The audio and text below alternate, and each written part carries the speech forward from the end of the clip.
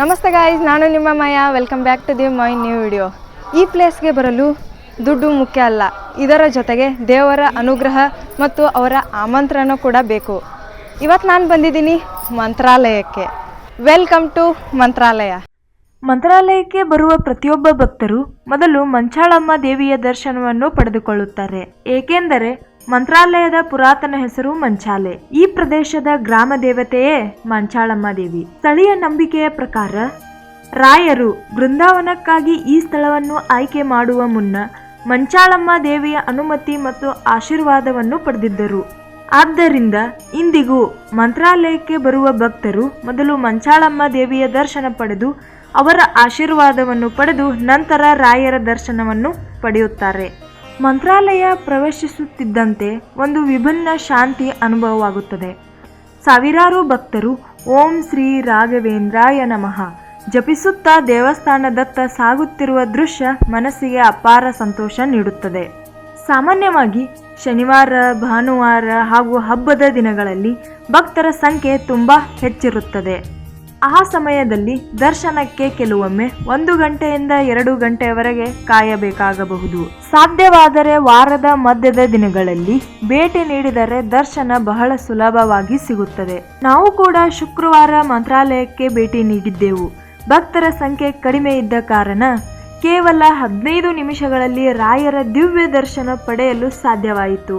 ರಾಯರ ದರ್ಶನ ಪಡೆಯಲು ಸಮಯ ಮುಖ್ಯವಲ್ಲ, ರಾಯರ ಕೃಪೆ ಮುಖ್ಯ.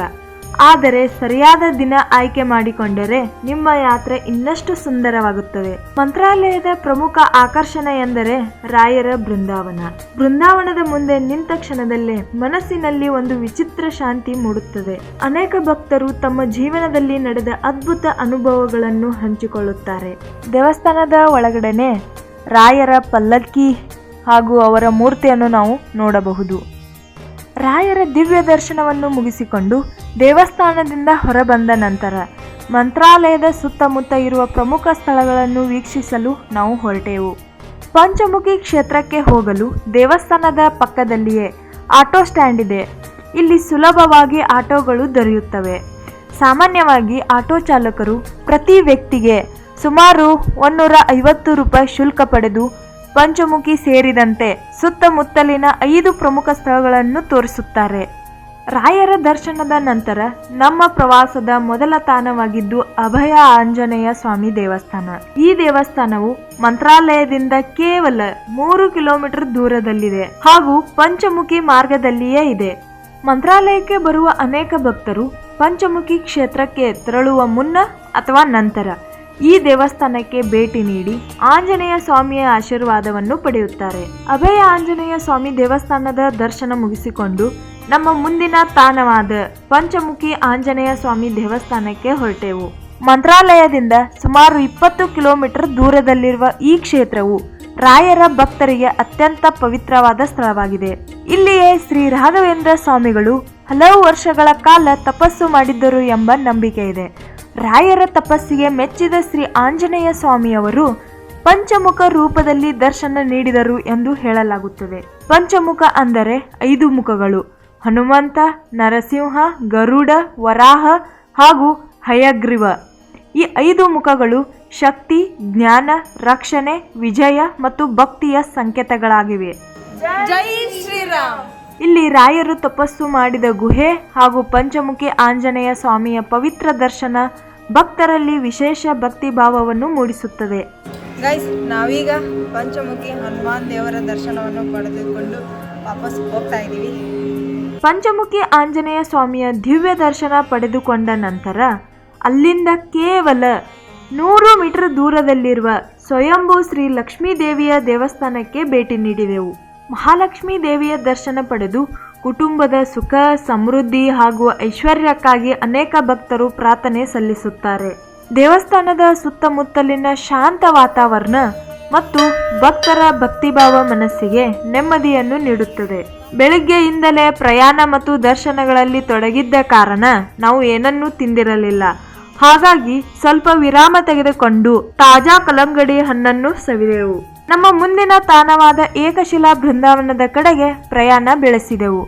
ಈ ಪವಿತ್ರ ಸ್ಥಳವು ಮಂತ್ರಾಲಯದಿಂದ ಸುಮಾರು 19 ಕಿಲೋಮೀಟರ್ ದೂರದಲ್ಲಿರುವ ಚಾಲೆ ಗ್ರಾಮದಲ್ಲಿ ನೆಲೆಗೊಂಡಿದೆ. ರಾಯರ ಭಕ್ತರಿಗೆ ಇದು ಅತ್ಯಂತ ಮಹತ್ವದ ಐತಿಹಾಸಿಕ ಹಾಗೂ ಧಾರ್ಮಿಕ ಕ್ಷೇತ್ರವಾಗಿದೆ. ಇಲ್ಲಿಯೇ ಶ್ರೀ ಗುರು ರಾಘವೇಂದ್ರ ಸ್ವಾಮಿಗಳು ಸುಮಾರು 12ರಿಂದ 13 ವರ್ಷಗಳ ಕಾಲ ತಪಸ್ಸು ಮತ್ತು ಜಪವನ್ನು ನಡೆಸಿದ್ದರು ಎಂದು ಹೇಳಲಾಗುತ್ತದೆ. ಈ ಸ್ಥಳವನ್ನು ಇಂದಿಗೂ ಜಪದ ಕಟ್ಟೆ ಎಂದು ಕರೆಯುತ್ತಾರೆ. ರಾಯರ ಪರಮ ಭಕ್ತರಾದ ಶ್ರೀ ಅಪ್ಪಣ್ಣಾಚಾರ್ಯರು ರಾಯರು ಬೃಂದಾವನ ಪ್ರವೇಶಿಸಿದ ನಂತರ ಅವರ ನೆನಪಿಗಾಗಿ ಒಂದೇ ಕಲ್ಲಿನಲ್ಲಿ ನಿರ್ಮಿಸಿದ ಬೃಂದಾವನವೇ ಈ ಏಕಶಿಲಾ ಬೃಂದಾವನ. ಏಕಶಿಲಾ ಎಂದರೆ ಒಂದೇ ಕಲ್ಲು, ಒಂದೇ ಬೃಹತ್ ಶಿಲೆಯಿಂದ ನಿರ್ಮಾಣಗೊಂಡಿರುವುದರಿಂದ ಈ ಸ್ಥಳಕ್ಕೆ ಏಕಶಿಲಾ ಬೃಂದಾವನ ಎಂದು ಹೆಸರು ಬಂದಿದೆ. ಈ ಕ್ಷೇತ್ರಕ್ಕೆ ಕಾಲಿಟ್ಟ ತಕ್ಷಣವೇ ಒಂದು ವಿಭಿನ್ನ ಆಧ್ಯಾತ್ಮಿಕ ಅನುಭವವಾಗುತ್ತದೆ. ರಾಯರು ಜಪ ಮಾಡಿದ ಸ್ಥಳ, ಅಪ್ಪಣ್ಣಾಚಾರ್ಯ ಅಪಾರ ಗುರುಭಕ್ತಿ ಹಾಗೂ ತುಂಗಭದ್ರಾ ನದಿಯ ಸಮೀಪದ ನೈಸರ್ಗಿಕ ಸೌಂದರ್ಯ ಇವೆಲ್ಲವೂ ಈ ಸ್ಥಳದ ಮಹತ್ವವನ್ನು ಇನ್ನಷ್ಟು ಹೆಚ್ಚಿಸುತ್ತವೆ. ಮಂತ್ರಾಲಯಕ್ಕೆ ಬರುವ ಪ್ರತಿಯೊಬ್ಬ ಭಕ್ತರು ಸಾಧ್ಯವಾದರೆ ಈ ಪವಿತ್ರ ಕ್ಷೇತ್ರಕ್ಕೆ ಭೇಟಿ ನೀಡಬೇಕು. ಏಕೆಂದರೆ ಇದು ಕೇವಲ ಒಂದು ಪ್ರವಾಸಿ ತಾಣವಲ್ಲ, ರಾಯರ ತಪಸ್ಸು, ಗುರು ಶಿಷ್ಯರ ಭಕ್ತಿ ಮತ್ತು ಆಧ್ಯಾತ್ಮಿಕ ಇತಿಹಾಸವನ್ನು ಸಾರುವ ಒಂದು ಅಮೂಲ್ಯ ಸ್ಥಳವಾಗಿದೆ. ಏಕಶಿಲಾ ಬೃಂದಾವನದ ದರ್ಶನದ ನಂತರ ಅದರ ಪಕ್ಕದಲ್ಲಿಯೇ ಬಿಚ್ಚಾಲಮ್ಮ ದೇವಿಯ ದೇವಸ್ಥಾನವಿದೆ. ಈ ದೇವಸ್ಥಾನದ ವಿಶೇಷತೆ ಕೇಳಿದರೆ ನಿಜಕ್ಕೂ ಆಶ್ಚರ್ಯವಾಗುತ್ತದೆ. ಸಾಮಾನ್ಯವಾಗಿ ದೇವಸ್ಥಾನಗಳನ್ನು ಸಿಮೆಂಟ್, ಮರಳು ಹಾಗೂ ಕಲ್ಲುಗಳಿಂದ ನಿರ್ಮಿಸಲಾಗುತ್ತದೆ. ಆದರೆ ಈ ದೇವಸ್ಥಾನದ ನಿರ್ಮಾಣದಲ್ಲಿ ಬಾಳೆಹಣ್ಣು ಮತ್ತು ಬೆಲ್ಲವನ್ನು ಬಳಸಲಾಗಿದೆ ಎಂದು ಸ್ಥಳೀಯರು ಹಾಗೂ ದೇವಸ್ಥಾನದ ಆಡಳಿತ ತಿಳಿಸುತ್ತದೆ. ಈ ವಿಶಿಷ್ಟ ನಿರ್ಮಾಣ ಶೈಲಿಯೇ ಈ ದೇವಸ್ಥಾನವನ್ನು ಇತರ ದೇವಾಲಯಗಳಿಂದ ಭಿನ್ನವಾಗಿಸುತ್ತದೆ. ಬಿಚ್ಚಾಲಮ್ಮ ದೇವಿಯು ಈ ಪ್ರದೇಶದ ಆದಿ ದೇವತೆ ಆಗಿದ್ದಾರೆ. ದೇವಸ್ಥಾನದ ವಾತಾವರಣ ಅತ್ಯಂತ ಶಾಂತವಾಗಿದ್ದು ಸುತ್ತಲಿನ ನೈಸರ್ಗಿಕ ಸೌಂದರ್ಯ ಭಕ್ತರಿಗೆ ಇನ್ನಷ್ಟು ಆಧ್ಯಾತ್ಮಿಕ ಅನುಭವವನ್ನು ನೀಡುತ್ತದೆ. ಬೃಂದಾವನ ಕಂಪ್ಲೀಟ್ ಆಗಿ ಮುಗಿದೋಗಿರುತ್ತೆ. ಆ ಬೃಂದಾವನ ಕ್ಷಣವೇ ಅಪ್ಪಣ್ಣಾಚ ಮೂರ್ಛೋ ಕೆಳಗಡೆ ಬೀಳ್ತಾರೆ. ರಾಯರು ಬೃಂದಾವನ ಒಳಗಿಂದೇ ಅಪ್ಪಣ್ಣಾಚರಿಗೆ ಹೇಳ್ತಾರೆ, ಅಪ್ಪಣ್ಣ ಪ್ರತಿನಿತ್ಯ ನನ್ನ ದರ್ಶನಕ್ಕೆ ಮಂತ್ರಾಲಯಕ್ಕೆ ಬರ್ಬೋಣ. ನಾನು 13 ವರ್ಷ ಇಲ್ಲಿ ಕೂತ್ಕೊಂಡು ಹೋಮ ಜಪ ತಪ ಮಾಡ್ತಾ ಇದ್ದೆ ಬಿಚ್ಚಾಲಿ ಒಳಗೆ. ಆ ಜಾಗದಲ್ಲಿ ಬೃಂದಾವನ ಪ್ರತಿಷ್ಠಾಪನೆ ಮಾಡು, ನಿನ್ನ ಜಾಗಕ್ಕೆ ನಾನೇ ಬರ್ತೇನೆ ಅಂತ ಹೇಳಿದಾಗ ತಿರ್ಗಾ ಅಪ್ಪಣ್ಣಾಚರ ಅಲ್ಲಿಂದರಿಗೆ ಬಂದು ಏಕಶಿಲಾ ಬೃಂದಾವನ ಪ್ರತಿಷ್ಠಾಪನೆ ಮಾಡಿದ್ರೆ ಜ್ಯೋತಿ ರೂಪದಲ್ಲಿ ಬಂದು ಅಪ್ಪಣ್ಣಾಚರಿಗೆ ದರ್ಶನ ಕೊಟ್ಟರು.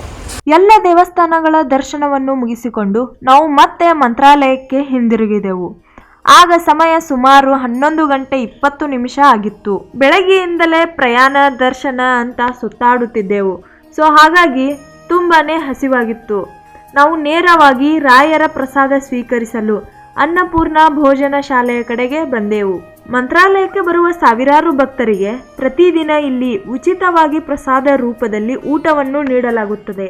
ಊಟದ ಸಮಯವೆಂದರೆ ಬೆಳಿಗ್ಗೆ 11 ಗಂಟೆಯಿಂದ ಮಧ್ಯಾಹ್ನ 2 ಗಂಟೆಯವರೆಗೆ ಮತ್ತು ಸಂಜೆ 7:30ರಿಂದ ರಾತ್ರಿ 9 ಗಂಟೆಯವರೆಗೆ ಇಲ್ಲಿ ಪ್ರಸಾದ ದೊರೆಯುತ್ತದೆ. ನಾವು ಸಹ ರಾಯರ ಪ್ರಸಾದವನ್ನು ಭಕ್ತಿಭಾವದಿಂದ ಸ್ವೀಕರಿಸಿದೆವು. ಪ್ರಸಾದದ ರುಚಿಗಿಂತಲೂ ಅದರಲ್ಲಿ ಇರುವ ಭಕ್ತಿ ಮತ್ತು ಆಶೀರ್ವಾದವೇ ಹೆಚ್ಚು ತೃಪ್ತಿ ನೀಡುತ್ತದೆ. ಮಂತ್ರಾಲಯಕ್ಕೆ ಬರುವ ಪ್ರತಿಯೊಬ್ಬ ಭಕ್ತರು ಸಮಯ ಸಿಕ್ಕರೆ ರಾಯರ ಪ್ರಸಾದವನ್ನು ತಪ್ಪದೇ ಸ್ವೀಕರಿಸಿ. ಏಕೆಂದರೆ ಇದು ಕೇವಲ ಊಟವಲ್ಲ, ಗುರು ರಾಘವೇಂದ್ರರ ಕೃಪೆಯ ರೂಪದ ಪ್ರಸಾದವಾಗಿದೆ. ಈಗ ನಾವು ಮಂತ್ರಾಲಯಕ್ಕೆ ಹೇಗೆ ಬಂದೆವು ಮತ್ತು ಎಲ್ಲಿ ಉಳಿದುಕೊಂಡೆವು ಎಂಬುದನ್ನು ನಿಮಗೆ ಹೇಳುತ್ತೇನೆ. ನಮ್ಮ ಪ್ರಯಾಣ ಶುರುವಾಗಿದ್ದು ಬೆಳಗಾವಿಯಿಂದ. ಮೊದಲು ನಾವು ಬೆಳಗಾವಿಯಿಂದ ರಾಯಚೂರಿಗೆ ಬಂದೆವು. ರಾಯಚೂರಿನಿಂದ ಮಂತ್ರಾಲಯಕ್ಕೆ ಸಾಕಷ್ಟು ಬಸ್ಗಳು ಸಿಗುತ್ತವೆ. ಹಾಗಾಗಿ ಸುಲಭವಾಗಿ ಮಂತ್ರಾಲಯವನ್ನು ತಲುಪಬಹುದು. ಬಸ್ ಮಾತ್ರವಲ್ಲದೆ ರೈಲು ಮತ್ತು ಸ್ವಂತ ವಾಹನದಲ್ಲಿಯೂ ಮಂತ್ರಾಲಯಕ್ಕೆ ಬರಬಹುದು. ಮಂತ್ರಾಲಯ ತಲುಪಿದ ನಂತರ ನಾವು ಬೃಂದಾವನ ಗಾರ್ಡನ್ ಕಡೆಗೆ ಬಂದೆವು. ಇಲ್ಲಿ ಮಠದ ವತಿಯಿಂದ ಭಕ್ತರಿಗಾಗಿ ರೂಮ್ಗಳ ವ್ಯವಸ್ಥೆ ಇದೆ.